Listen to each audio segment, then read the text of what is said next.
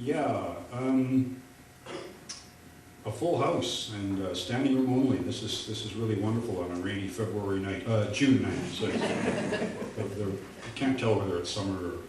So I just wanted to say thank you very much to Diane LaLoge for her energy and effort in organizing this event tonight.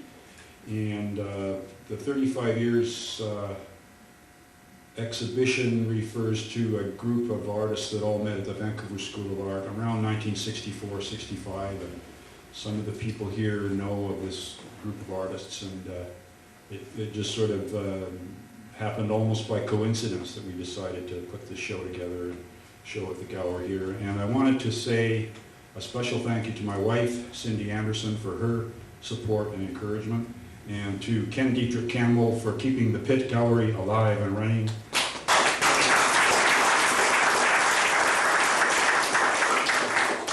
And also one other special service announcement. On Thursday, June the 17th at the Blinding Light Cinema in Gastown, there's a series of videos about art and art videos called You Have to Want to Look at a Lot of Art. And it features videos by some of the artists in this group show here, and it's sort of a collaborative thing between the Pit and the Blinding Light. So you can, there's some handles for that on the table over here, along with books by poets who will be reading tonight. So this particular story by Terry Reid is actually, it's kind of a collaboration because I wrote the story. Terry and I have been communicating forth and back via email and aerograms and snail mail for actually many, many years, but in recent months we've sort of zeroed in on this particular event called the Great Alberta Art Hoax, which occurred in 1967 in Calgary, Alberta, and Edmonton, Alberta. And the story goes like this. The All Alberta 67 exhibition of paintings at the Edmonton Art Gallery was from November the 4th to November the 29th in 1967. The judge, as the catalog refers to him, was Alvin Balkind, who flew in from Vancouver. At that time, Alvin was the curator of the Fine Arts Gallery at the University of British Columbia. That winter of 67-68, Terry was a drawing and painting teacher at the Alberta College of Art at SAIT, which is Southern Alberta Institute of Technology. They had the art school in the Institute of Technology in Calgary. So when I arrived at Terry Reid's house in Calgary in late September 67, he had already constructed many of the artworks that were about to be entered in the All Alberta 67. The idea was that he made up about 10 different pieces of art. Each artist was allowed to submit 2 pieces to the gallery, so he got 5 of us friends together, and all 5 of us entered Terry's work into the show. So Arnold King Anderson, that's me, submitted the Ford Eating Chevy. Gordon Dunham, Untitled. Ron Sproul, Fortran 4. Terry Reid submitted Last Eye and Interior. These 5 pieces made it into the show.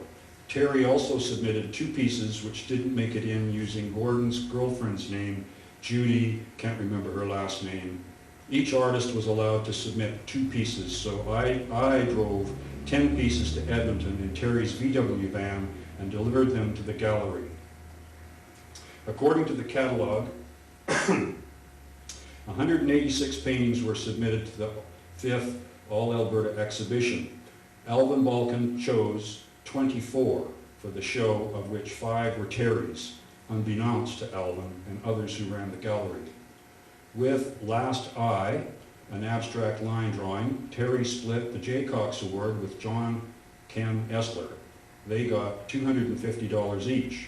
Untitled, under Gordon Dunham's name, received honorable mention, a $25 gift certificate for art supplies. Last Eye and Untitled were both reproduced in the catalog along with Essler's Gothic Void.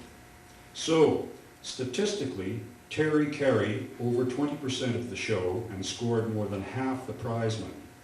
You could say he scooped the All Alberta 67. Alvin Balkind never knew the reality of his choices or about Terry's, quote, baffling of perceptions, unquote. He was never able to carry to his grave this secret that we now reveal. Alvin Balkind commented in his essay, quote, "The exhibition represents a high watermark in quality, courage, probity, and all-around professionalism. Pop, hard-edge, data irony, and the new technology have erupted in Alberta's midst in ways which can only distress those who are more regionally minded. A youthful flexing of muscles by a buoyancy and an artistic optimism and a loosening of artistic inhibitions, which are all to the good." Terry Reid, he's going to get a copy of this tape. Terry Reid generated regionally minded distress even in the hallowed halls of ACA and was asked to retire after teaching there for only one winter. Alvin Balkind returned to Vancouver before the opening of the All Alberta 67, and I sort of remember going to the opening night. It didn't seem all that well attended, and I sort of remember Terry walking around that night wearing a cowboy hat and a big grin on his face. Now, in this dialogue back and forth between Terry and I about this story, this is an email excerpt from Terry, May the 10th, 1999, from Sydney, Australia. "As I said, I think you've told the story of the Great Alberta Art Hoax. Are you after my motivation? Was full of energy and had ideas running out of my head in all directions. Seemed like I could be lots of artists at the same time. Seemed like it would be good to be more than one person. Me, not just a boring one-person entity. Think part of it could have been pent-up energy from coming out of the starch of teaching in a boys' boarding school into the fecund soil of an art school with, as I discovered, its many scorched pockets of pure lime. In no way was the hoax intended to be a deception on Alvin Balkind, although I certainly could engage in such a thing. Deception would not so specifically be my objective, more a baffling of perceptions.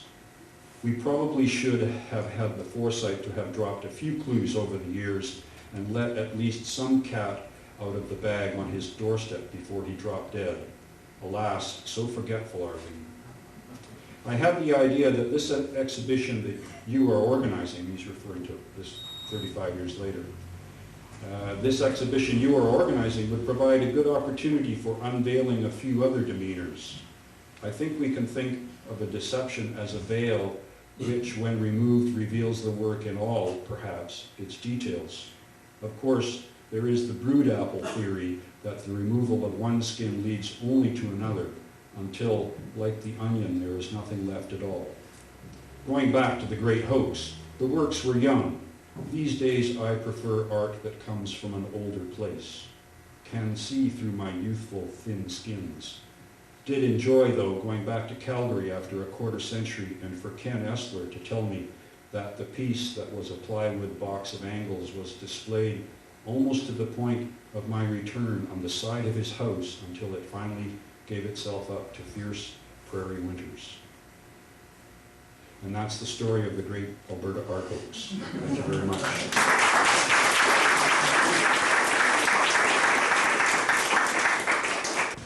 And this particular reading was the brainchild of Terry Reid, who is in Australia. I think he sits there and makes that work for me to do. Anyhow, thank you very much for coming in the rain. What should I announce? Oh, the very important point that there is a bar in the back if you need refreshment.